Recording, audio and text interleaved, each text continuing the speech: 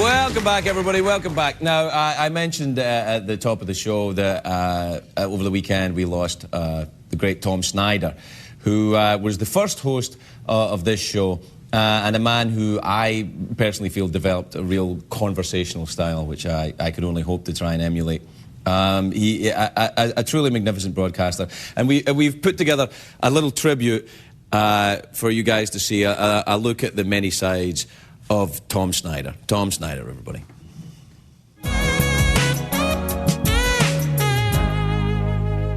Settle back, fire up a colortini, and watch the pictures as they fly through the air. Thanks for diving us up, everybody. I don't have to tell you, it's great fun spending other people's money. The first time I went to New York for NBC was in 1972. And there was a fellow over there at Burbank at NBC named Sid Graw, great guy who was in charge of the money. And he came to me, he said, Tom, we'd like you to go to New York for a week and do the news on the Today Show. Frank Blair is going to be on vacation. And how much expense money would you think you would have to go in there and, you know, cover yourself? I said, well, Sid, what do you normally give the guys and gals who go in there? And he said, $500. I said, geez, I don't think 500 is going to cover it. He said, well, what would you need? I said, 2,500. So he said, okay, and they gave me $2,500. I spent every quarter of it and more. Cassie Mackin was still living then, God rest her soul, the legendary NBC News correspondent in Washington.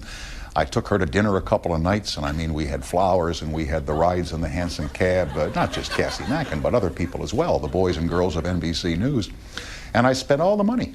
And I got back to Burbank, and about a month later, Sid came in my office. He says, you know, he said, we're going to have to settle up your expense account for the New York trip, the $2,500. I said, oh, gee, Sid, I forgot to tell you.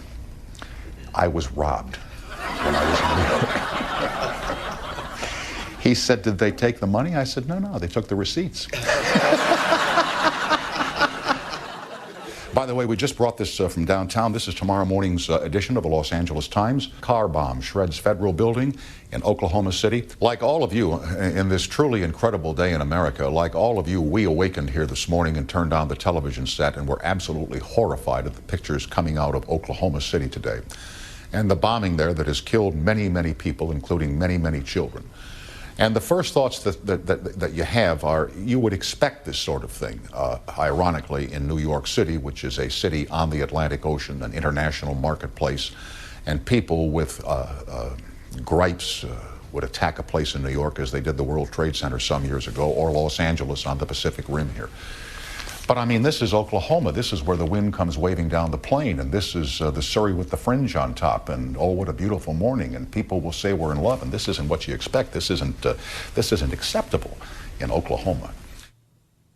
So here, over the past 4 years, are people and Tom in situations that no other host would ever show because they're so embarrassing. Take a look. Now, the movie On the Airplane, which is where I started here, was the picture that he just made now with Helen Hunt.